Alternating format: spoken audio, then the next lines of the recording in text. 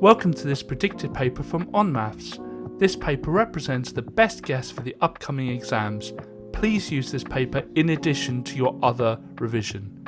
You can complete a unique version of this paper by going to our onmaths site.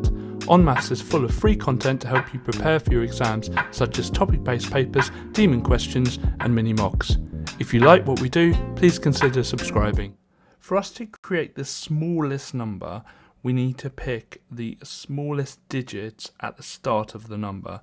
So the smallest digit is 3, then the next smallest digit is 4, next smallest digit is 5, then the next smallest digit is 8. But it wants it to be an odd number, and this is an even number. So we have to move that 8 forward one and have that 5 at the end.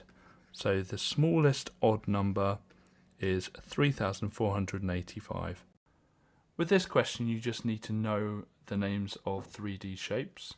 This one is called a cylinder. Mode means most common or most frequent, and looking at this list of numbers, the number that comes up the most is this 7. All the other numbers just come up once, a 7 comes up twice. If we put this in a place value grid, and so we've got thousands, hundreds, tens, and units. We've got 9, 0, 8, 8. So it's 9,000, because it's 9 lots of thousands, and 8 tens, so it would be 80. And we've got 8 units, so 8. I'm going to start just by writing down the number. And we're asked to round this to 3 significant figures. And basically what that means is, starting from the left-hand side, it's 3 numbers that we want. So 1, 2, 3. And we're going to do our line after that third number. And you start counting the first non-zero digit. So the first digit there was 2, so we started counting. Now all the numbers to the left, or sorry, to the right, so these numbers here, will all turn to 0. But before that happens, we look at this number. Now this number, if it's 5 or more, it moves this number up by 1. If it's less than 5, that number stays the same. Now it is 5 or more, because it is 5. So it's not going to be 207, it's going to be 208. Now, a common mistake is that students write down 208. No, all the numbers to the right of that line turn to 0. So it would be 0, 0, 0. So it would be 20,000 or 208,000 exactly. Whenever we multiply two negatives, we always get a positive, so we know our answer will be positive. We're going to do 9 times 12, which is going to be 108. And v times v, which is going to be v squared. First thing I'm going to do is just copy down this diagram to the side here, just so we can kind of see what's going on a little bit more. Just extend this bit. Okay, so the first thing I'm going to do is convert the measurements here into centimetres. So we've got 3,000, 5,000, 1,000, and we've got 6,000. And then I'm going to look at this scale here. Now this says that 1,000 in real life is 1 on our scale drawing. So this is just going to be 3 centimetres divided by 1,000. This is going to be 5 centimetres, 1 centimetre, and 6 centimetres. And then let's draw the diagram. So I'll do 3 centimetres. This is going to be 5, and so it's 1, 2, 3, 4, 5. Got 1 across here. And I'm going to do the left hand one, so 6 down. 1, 2, 3, 4, 5, 6. And then just join them up as it shows on the diagram. And there we go. And to work this out, we just need to type in 0.3 on the calculator and then press a button that mostly on most calculators looks like this, and it will just square it for us. If you can't find that button, all you need to do is do 0.3 times 0.3, and that will give you the same answer of 0.09. So we're going to use a function machine to find out the output when we've got an input of 11. So we put 11 into this machine, and the first thing that happens is we multiply it by 3. So out of that first machine, we're going to have 33, which is 11 times 3. Then the next part of the machine is going to take away 5 from that. So 33 take away 5 is going to be 28. So our output is going to be 28. We could write an expression for the cost of 6 pencils and 13 rulers. The cost will be 6, and then let's call the cost of a pencil P, plus 13R, and let's call the cost of a ruler R. And let's actually make this an equation. So cost is equal to that. A pencil costs 50p, so it's 6 times 50 plus, and a ruler costs 40p, so it's 13 times 40. So 6 times 50 is 300. 13 times 40 is 520. Add those together and you get 820.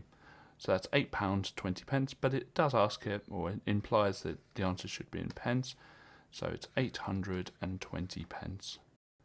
So we've got 10x plus 2x. Now 10x plus 2x are like terms, so we can just add them together to make 12x, and we've got that equal to 24.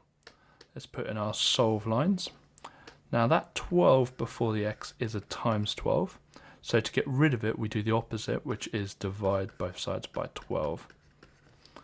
And so we've got x on the left-hand side and 24 divided by 12, which is 2. So our answer is x equals 2. To answer this question, we basically need to find the lowest common multiple of the 10 minutes here and the 15 minutes here. So we're going to start off just by doing the 10 and 15 times table. So it'd be 10, 20, 30. And 15 times table with 15 and 30. So the lowest common multiple is 30.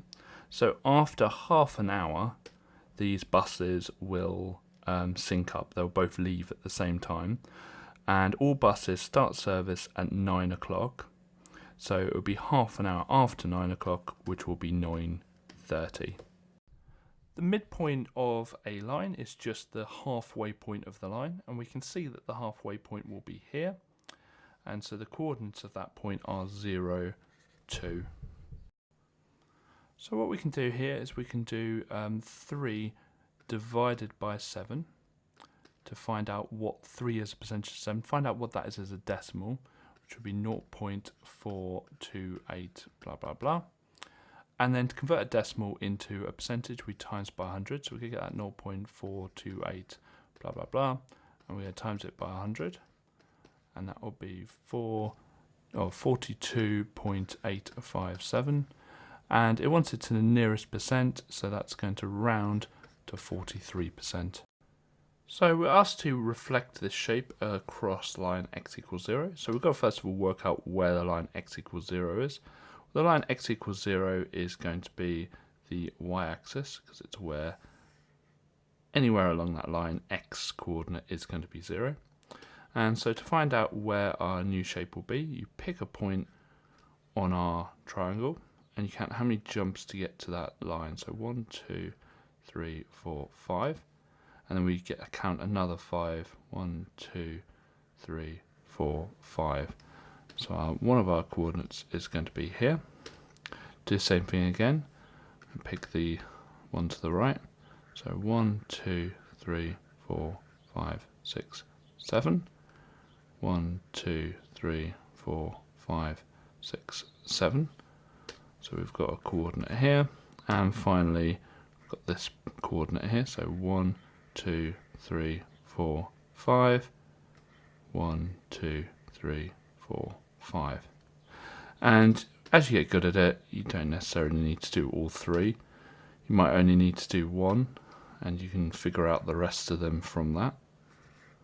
And let's just make sure this is nice and straight. And it says to label our triangle B. So whenever we have a scatter graph, chances are we'll be drawing a line of best fit. And so that's what we'll start off with, draw a line of best fit in. And it says we're looking for a height of the box, or an estimate of the height of the box with the width of 17. So 17 is here. So the width of 17 will be a line across, let's try and get this just right, line across there. And what we do is we draw a line down when it hits the line of best fit. Now looking at the scale here, this seems to be going up in 2s. And so this line here would be at 3. On a scatter graph, an outlier is a point which doesn't fit the pattern. And as we can see here, all of these coordinates fit kind of a nice line going down there. So they all are showing a trend. But we've got this point here that's nowhere near that trend at all. And that's what we call an outlier. So we know that these are going up in 2s, so this will be 28. So the x-coordinate will be 28, and this will be 19. So our coordinate will be 28, 19 for our outlier. To find the average rate of petrol usage, which I'm just going to call rate, what we're going to do is we're going to get the distance travelled by the car.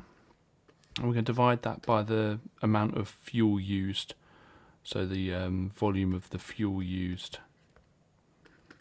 So the distance was 135 kilometres. The volume of the fuel used was 9 litres. We do 135 divided by 9, which is 15. So it's 15, and this was in kilometres, and this was in litres. So it's going to be 15 kilometres per litre. To work out the circumference, we need the diameter, and the diameter is just the full distance across a circle. So to work out what the diameter is, we're just going to get that radius and times it by 2, which will give us 30 centimetres. The formula for the circumference is just pi times the diameter, and that's going to be pi times 30, and when you do that on the calculator you get 94.247 blah blah blah, and when you round that you will get 94.25. We rounded to 2 decimal places because that's what the question asked us to. We need to first of all work out the theoretical probability,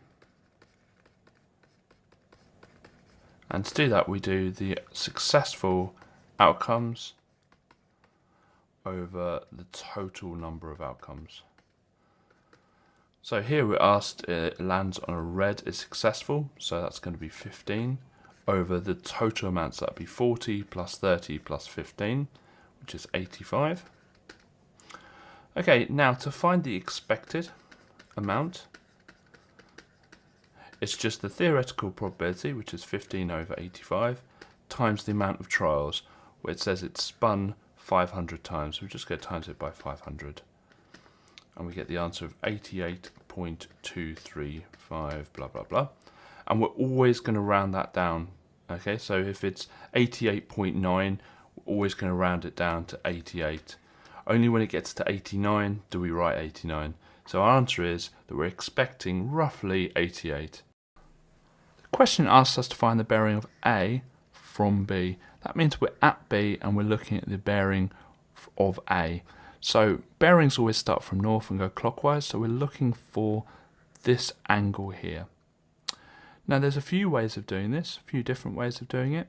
The way I'm going to do it is I'm going to find this angle here, and the angle that we're given, the 35 degrees, and this angle are interior angles or co-interior or allied angles, because if we look, they make a beautiful C shape when they're connected, like so.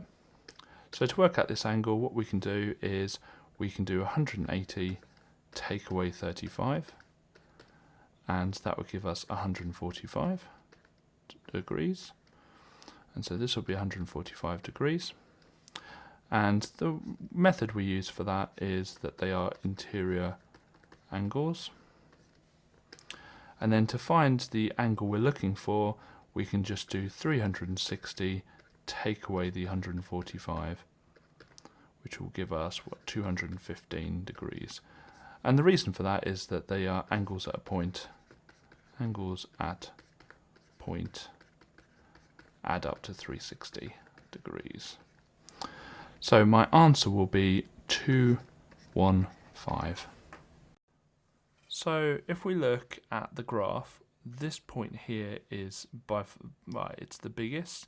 This one comes close, but it's not the biggest. So the biggest would be this one. And if we draw a line down from there, now we might think that it's enough to say Q4, but actually there's two Q4s here, so we must state the year as well. So Q4 in the year 2000. It's quite difficult to see where to start with this question, but I do notice that we've got the F terms here, 44F, and an F term here, 16F. So there must be some way of linking the two, and actually there is. If you look, we've got, let's just use a different colour, we've got C angles here, or interior angle. We've got the two parallel lines on the left and the right hand side, and a line connecting the two, and it kind of makes the C that you can see in purple. So that means that we know that angle CAB plus angle ABD are going to equal 180. So if we add them together, 16F plus 44F is going to equal 180 degrees. The reason for that is that they are interior. Now you could call that co-interior or allied angles or interior. All three of those will get the mark for the working out. So we're going to just put our tramlines in and solve this to find out what F is. So 16F plus 44F is going to be 60F, and 180, so we're going to divide by 60 both sides, and we get F equal to 3. Right, the other thing I notice is that we have a parallelogram, and something we know about a parallelogram is that the opposite angles are equal. Now you could also look at this angle and this angle also adding up to 180. They're also interior angles. Kind of doesn't matter with this question which approach you take, you'll get the same answer. So we know that y is going to equal 44 times f, and the reason being is that they are opposite in, let's start a new line here just so I've got room. They're opposite in a parallelogram, which is absolutely fine to state as a reason. That is a known mathematical thing. The opposite angles in a parallelogram are equal. So that's going to be 44 times 3, which is going to equal 132 degrees. So y is 132 degrees. For mutually exclusive events for A and B, the probability of A or B is equal to the probability of A plus the probability of B. Now we're given the probability of A or B, which is 0.36, and we're given the probability of A, which is 0.12. And so to work out the probability of B, all we need to do is going to solve this. We're just going to take away 0.12 from both sides, and that will give us 0.24 is equal to the probability of B. So B must be 0.24. It only works if A and B are mutually exclusive though. First thing we need to do is work out the area of the wall. And so to do that, we're just going to multiply the 44 by the 40. So 44 times 40 is 1,760. And next thing we notice is that each tin covers 10 meters squared. So it actually means we can work out the fact that there are 1,760 meters squared in total for our wall. And if each tin covers 10 meters squared, then we will need 176 tins. That's the amount of tins we need. And each tin costs £5.70, so it'd be 176 times the 5.7, or £5.70, or you could do it as 570 pence and convert it at the end. and that gives us a price of 1003.2. And so as money, that would be £1,003.20. To find the angle marked x, we first of all need the formula that the sum of the interior angles is equal to the amount of sides the polygon has, take away 2 and then times by 180. So this has 14 sides, so it's 14 take away 2, which would be 12 times 180. And then when we do that on the calculator, we get 2,160. Now that's the sum of them, so that will be all of them added together.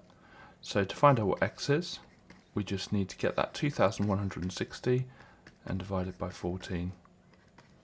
And that's going to equal 154.285 blah blah blah blah.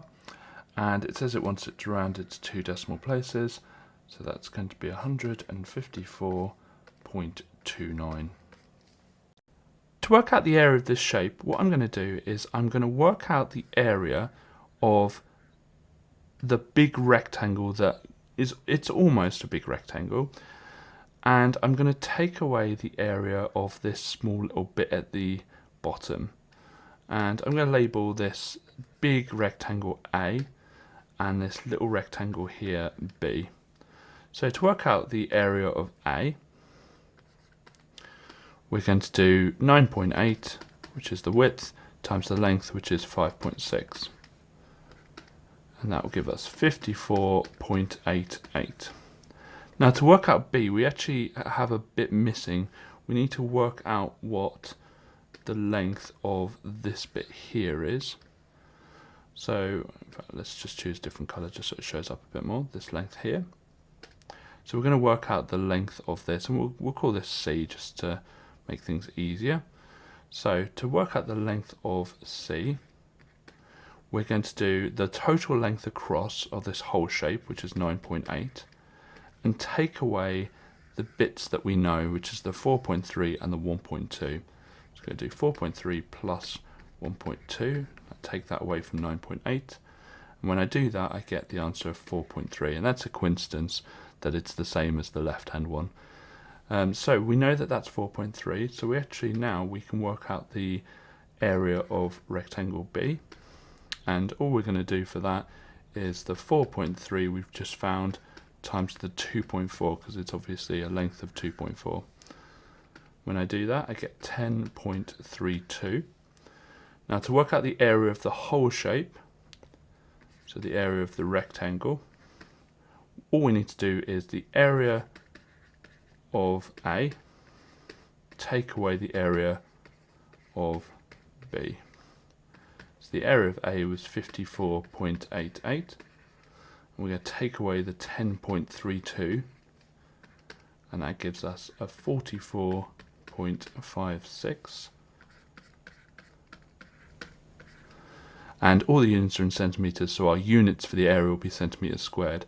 So what we did was we found out the total area, which is the whole area of this shape here, and we took away the bit we didn't want, which is the area of this rectangle here. When I do that, I get the area of the bit I do want, which is all of this rectangle but without that B at the bottom.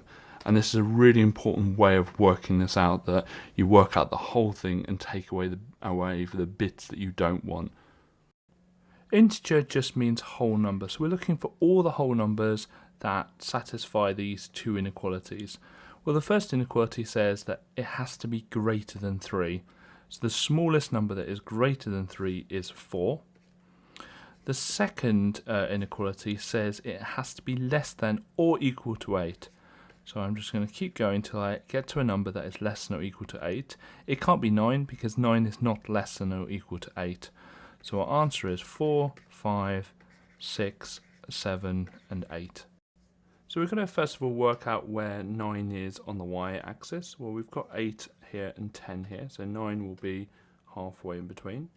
And what we're going to do now is just draw a line across at 9, and then wait until it hits the line, and then we're going to draw a line down, and you can see here that x is 1.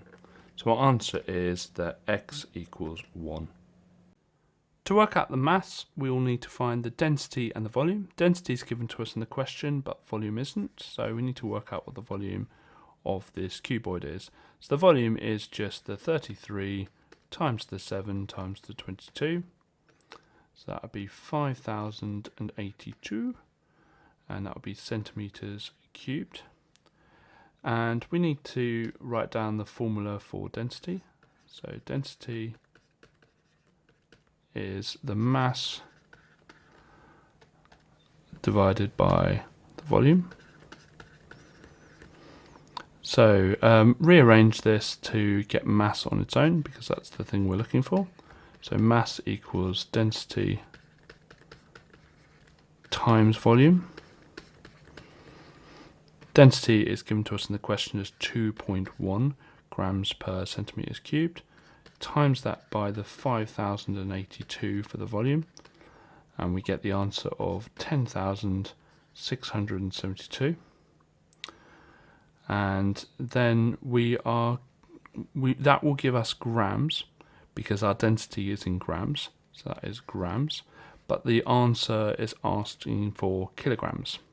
So to convert that to kilograms, we just divide by 1,000 and we get 10.672. Then we need to round that to 2 decimal places, and so that would be 10.67 kilograms. The formula for an exterior angle for a regular polygon is 360 divided by the amount of sides. Now here we're given the fact that the exterior angle is 30, and we're looking for n, so we just need to rearrange the equation. We can times both sides by n.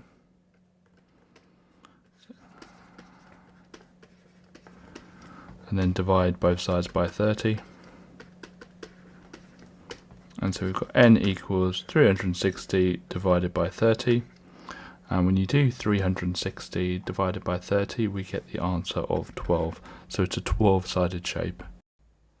This question seems a lot harder than it is.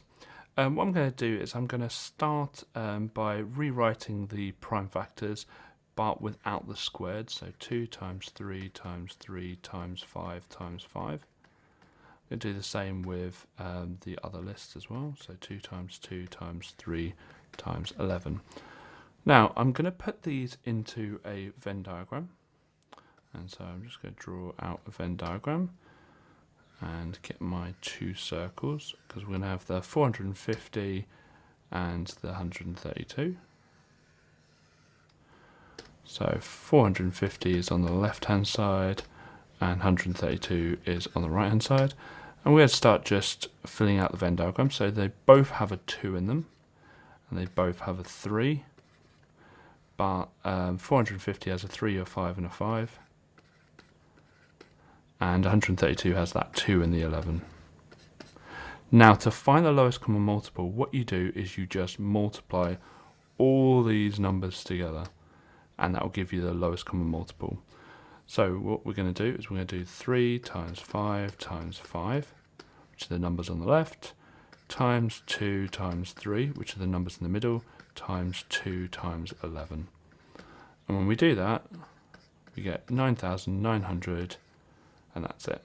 So our answer is 9,900. So we're going to start just by writing this out. So m equals 7 brackets x minus 10. And we're going to put our solving lines in.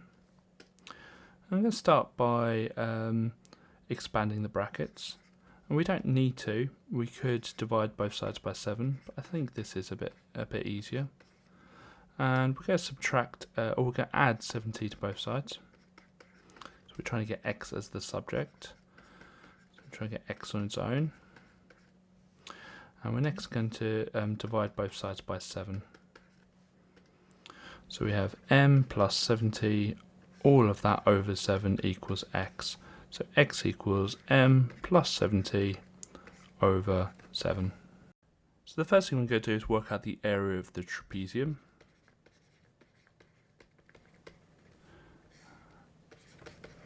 And the formula for that is half brackets a plus b times h. Now a and b have to be the parallel sides. So here we've got the two parallel sides here. Just pick a different colour. Here and here. So that is a and b. And then the h is the perpendicular distance between them. So perpendicular means it hits it at right angles, so that's what we've got here. So the area would be half times A, which is 28, plus B, which is 14, times the height, which is 14. And so that would be 294. Next we'll do the circle. Now it doesn't look like we've got anything for the circle, but actually the height here is actually the height of the circle as well. So the height of the circle is the same as the diameter. So the diameter of the circle is 14. Therefore the radius would be half of that, which is 7. And the area of a circle is pi times the radius squared. So it would be pi times 7 squared, which will be 153.938 blah blah blah. Now I'll keep that in my calculator, because next thing we'll do is the shaded area part, and it says we want to work out the area of the shaded region. So the area will be the total area, which will be the trapezium, take away the area that we don't want, which is this bit here, which will be the circle. So the trapezium is 294, the circle is 153.93 blah blah blah, and when you do that you get 140.061 blah blah blah. It says it wants it to 2 decimal places, so it would be 140.06. So I'm going to write this out again just to give us a bit more space, and the way we're going to solve this is exactly the same as if we had an equation there, well, with an equal sign, obviously.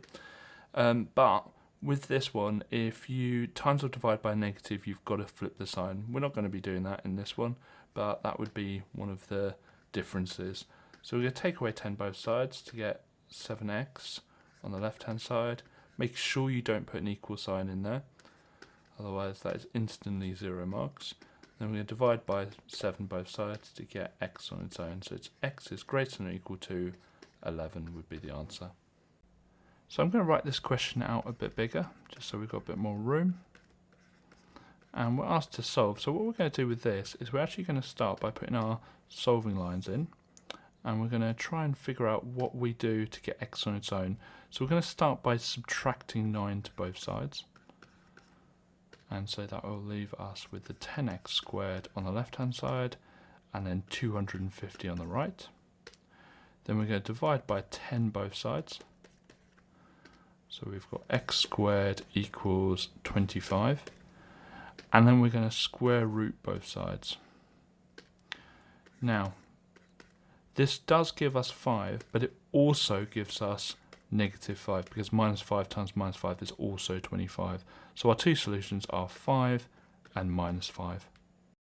So it's really important, first of all, we make clear about how we convert things. So if I've got a unit in kilometers and I want to convert it into meters, then we know we just times it by 1,000.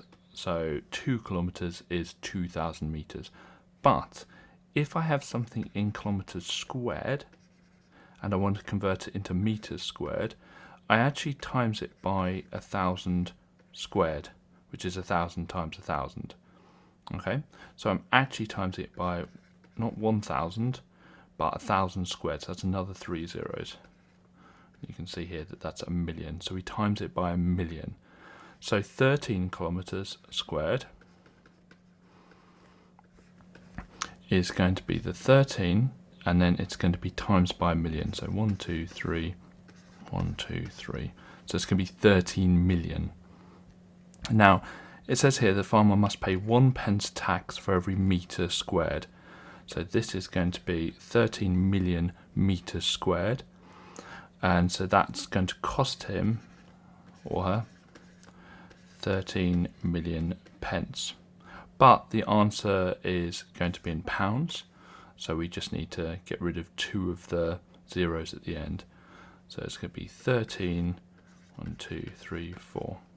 So it's going to be £130,000. To find the largest weight this package could have been before it was rounded, let's do a quick number line. And we're going to just do it between the 24 and what it would round to next. Well, it's to the nearest kilogram, so the next thing it would round to is 25. The cutoff point for rounding is here. And that's going to be halfway between 24 and 25, which is 24.5. And that is actually going to be our answer. Now, some of you who are astute might realise that 24.5 would round to 25, but theoretically the biggest it can be is going to be 24.49 recurring. Let's just draw that a bit better, 24.49 recurring. And that is actually the same as 24.5. In your exam, however, you can write 24.49 recurring and you would get full marks, but for brevity, I would definitely recommend writing 24.5. It's important to remember our speed, distance, time triangle. So we've got speed equals distance over time. And here we are given a distance because from here we're 16 kilometers away from home. So the distance, let's just draw another triangle, the distance will be 16. And we're told that the speed is 32 kilometers per hour. So the speed is 32. So to find the time, we're going to do 16 divided by 32. So the time is a half an hour. And half an hour would bring us, if we start here, half an hour would bring us to 2030 because it's 8 o'clock where we start and we end therefore half an hour later. So we know that the exterior angle is equal to 360 divided by the amount of sides, which we can just call n. And something you can do is actually just swap these two things around. And we can say that the n, the amount of sides, is 360 divided by the exterior angle for a regular polygon. So we just do 360 divided by 5, and that gives us 72. So I'm going to write the question out. So y equals x plus 15. And we're told that we want to make x the subject to the formula. Now what that means is we want x on its own. What's stopping x from being on its own? This plus 15. So to get rid of it, we do the inverse, the opposite of plus 15 to both sides. Take away 15. So we end up with having y minus 15 on the left-hand side, and we've got rid of the plus 15, so we've just got x on the right-hand side. So x is equal to y minus 15. To prove triangle congruence, you're going to have one of 4 answers. You're either going to have RHS, SSS, angle, angle, side, or angle, side, angle, and the last one, side, angle, side. So those are our options. So we've got to figure out what we have in this question. Well, we have a right angle, so an angle or right angle. We've got a side, which is actually the hypotenuse, because we know the hypotenuse is opposite the right angle. And then we just have another side. Now, it's not going to be SSS because we don't have 3 sides. We do have a side and an angle and a side, but the 2 sides are not next to the angle, so it's not going to be that one. And we don't have 2 angles, so it's not going to be this one.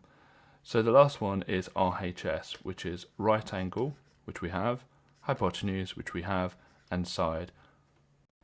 So here we're asked to factorise a quadratic, and our answer will be x plus or minus something, x plus or minus something. So it'll be 2 sets of brackets with an x at the start. Okay, so to be able to find out what's in the bracket, we look at the 36 there, and we know that we're going to have to multiply two numbers together to make that 36. And we look at the coefficient of the x, that 15, and we know we're going to have to add these numbers together to make that 15. Now, if you just can figure out in your head the answer, that's absolutely fine. If not, you can just quickly write down the factors of 36. Now, because they multiply together to make a positive 36, they'll either both be positive or both be negative, but they add together to make a positive number. So we're just looking at the positive factors. So 1 and 36, 2 and 18, 3 and 12, 4 and 9, and 6 and 6. And we're looking for which ones of those add together to make 15. And we can see here it's going to be 3 and 12 add together to make 15. So our two numbers are going to be plus 3 and plus 12, or the other way around. The word truncated means that we just literally cut off the next number along. So if we imagine this is our number, we just cut it off. So it's not the same as rounding. We just don't change this digit at all. We just cut off the remaining digits.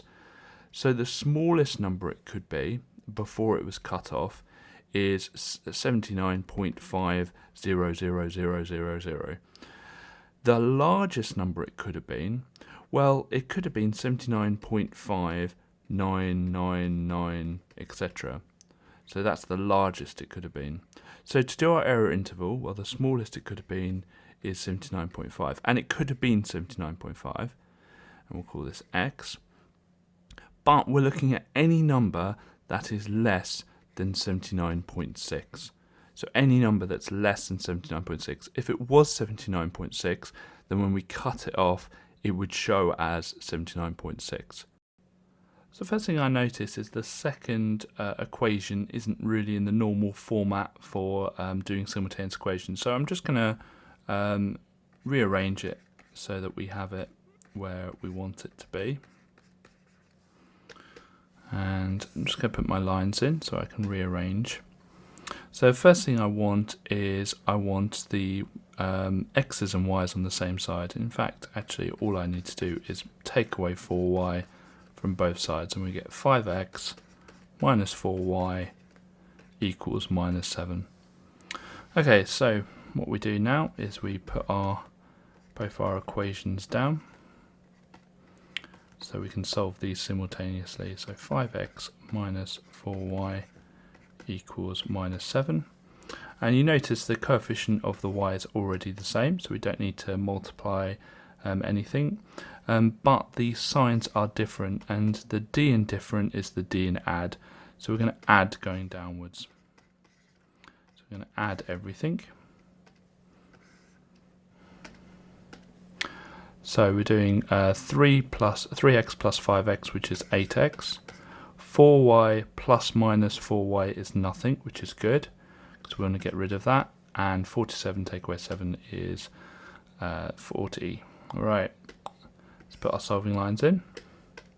And we're going to divide by 8 both sides. So we get x equals 5. And we're going to substitute that value into one of the equations. I'm going to pick this top one. So instead of 3x, we're doing 3 times 5 plus 4y equals 47.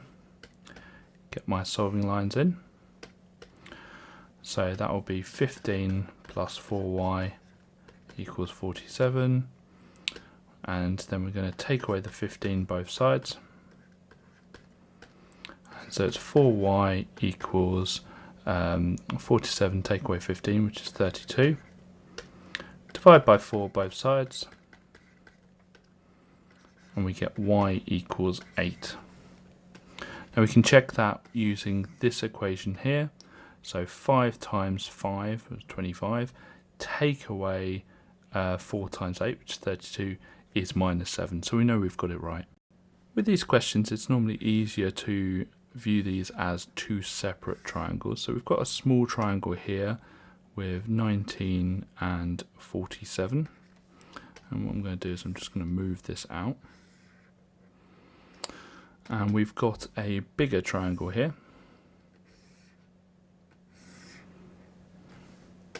and we've got, well, we've got a bit of, we don't really know what any of the sides are just yet, but we can work them out.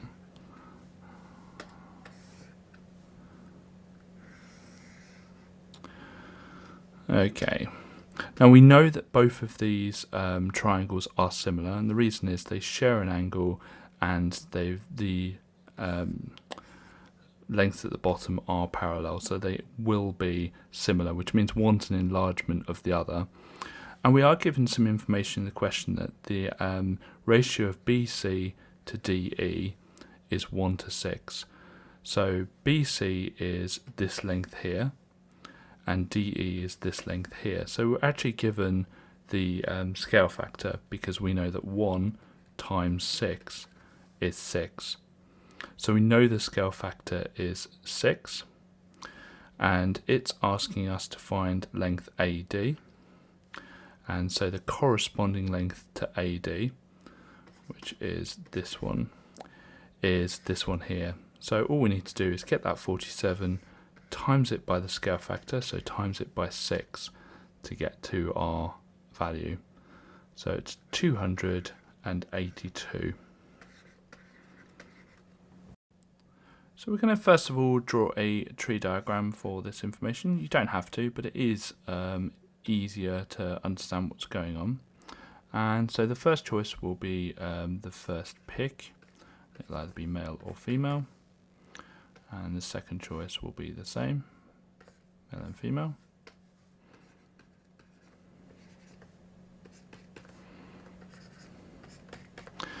And looking at the questions, there are 3 male names in the hat and 5 names in total. So the fractions for the first one will be 3 over 5. If there's 3 male names, there'll be 2 females. Now, if we've picked a male name already, there'll be 2 left and 4 left in total.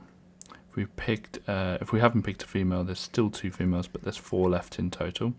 If we picked a female, there'd still be 3 males and only 4 left in total, but there'd only be 1 female left. 1 female name left and 4 left in total. Okay, we're looking for the probability that the genders of the names are different. So looking at the outcomes, the outcome here would be male-male. That's not what we're interested in. Here would be male-female, we are interested in. Female-male, we are interested in. And female-female, we're not interested in. So we're not interested in these ones. And the way that tree diagrams work is as you go along the tree, any fractions you go across, you multiply together to find the outcome. So this will be 3 over 5 times 2 over 4. And I realise I could cancel 2 over 4, but I generally cancel at the end. So 3 times 2 is 6, 5 times 4 is 20. We're going to do the same with the other root. So 2 over 5 times 3 over 4. So 2 over 5 times 3 over 4, 3/4. That would be 6 over 20. Now we're looking to see whether it was male and female or female and male. And the word or in probability means add. So it'd be 6 over 20 plus 6 over 20.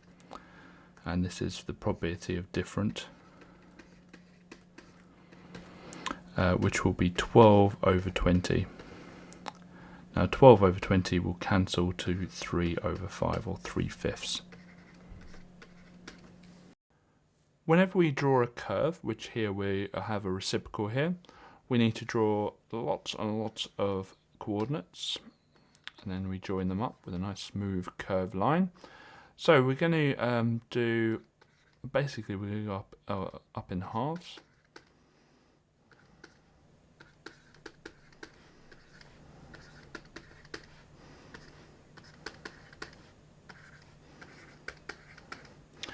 And 3, right. So we're going to start with -2, and we're going to type that into the calculator using this formula here. So we've got 1 divided by brackets -2 plus 8. When you type that in, you get 7.5. Could do the same thing with -1.5, and you get the answer of 7.3 recurring. Same thing with -1, you get 7, and -1/2, you get 6. Now, when you put 0 in, whenever you have 0 at the bottom of a fraction, you'll just get a maths error. It's basically you can't divide by 0. So that does not exist. That's a positive infinity, negative infinity, or undefined, as mathematicians will call it. It's not technically infinity, it's a long story, but it just can't exist. So let's keep going. So we've got 10 for that, then 1 is 9, then 8.6 recurring, then 2 is 8.5, then 8.4, and then this would be 8.3 recurring, blah blah blah. Okay, now we start plotting this, and this is not going to be easy because the scale is going up in 2s. So 7.5 would be about 3/4 of the way up here. Then we've got 7.3, which would be slightly lower. Then we've got 7, which would be slightly lower. Then we've got 6, which would be a lot lower. Okay, then we've got at 0.5, we've got 10, then 9, should be, yeah, be about there, then 8.6, 8.5, 8.4, it's very difficult to do it from these ones, 8.3, okay. Now, this 0 here, it kind of tends towards infinity, both positive and negative. On one side it goes towards the positive infinity, on the other side it goes towards the negative infinity. So what is helpful to do when you're drawing this line is to turn your page sideways. And I'm going to try my best here. I can't actually turn this sideways, so we're going to try our best to connect these up. And I've got kind of a weird hand angle going on. So this is going to go towards negative infinity. This side, you can see it's going down there. And you can see this side here, on the right hand side, is going towards positive infinity. So, like that. Now there's no, there's a lot of leniency. You can see that I've probably gone too far to the left there. And so really what it should be is a little bit less dramatic, maybe, more dramatic, I don't know. So I think I've done exactly the same thing. But all of what I've drawn will give you the marks. They are very, very lenient when it comes to this. The big things with this is that this line here can't go to the left of the y-axis for this question, and this line here can't go to the right of the y-axis.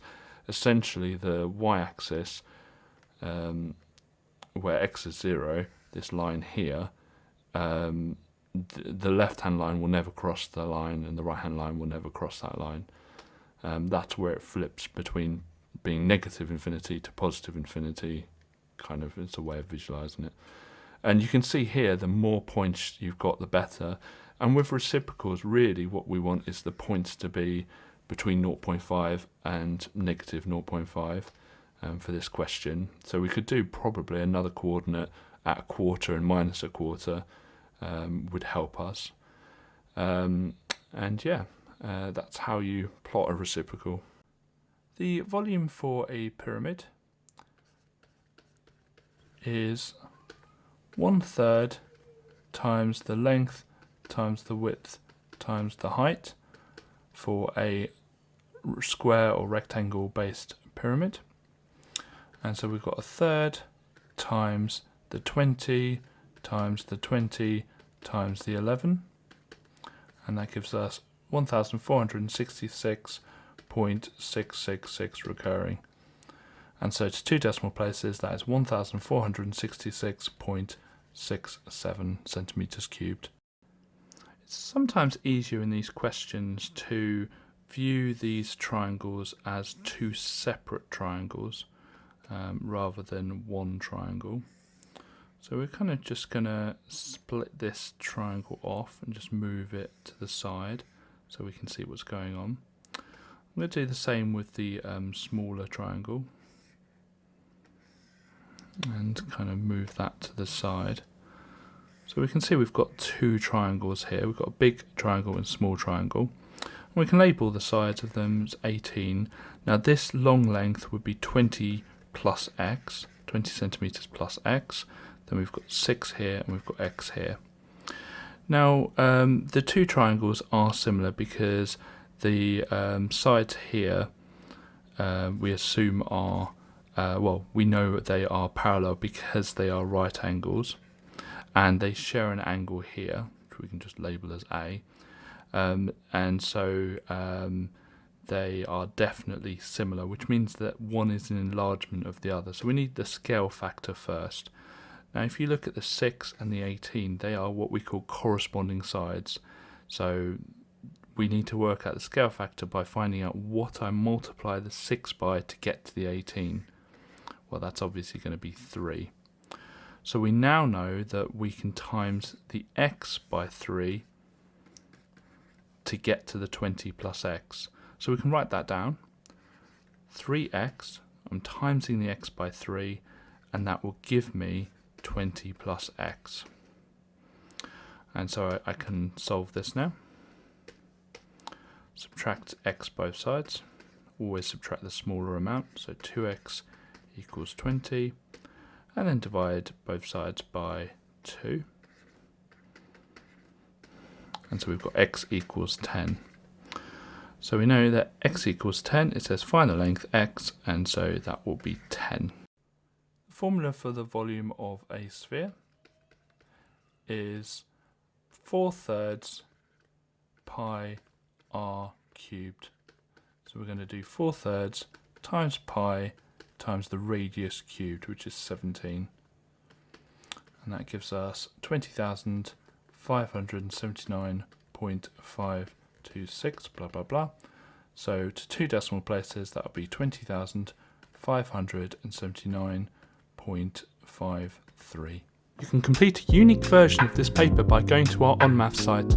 onmaths is full of free content to help you prepare for your exams, such as topic-based papers, demon questions and mini mocks. If you like what we do, please consider subscribing.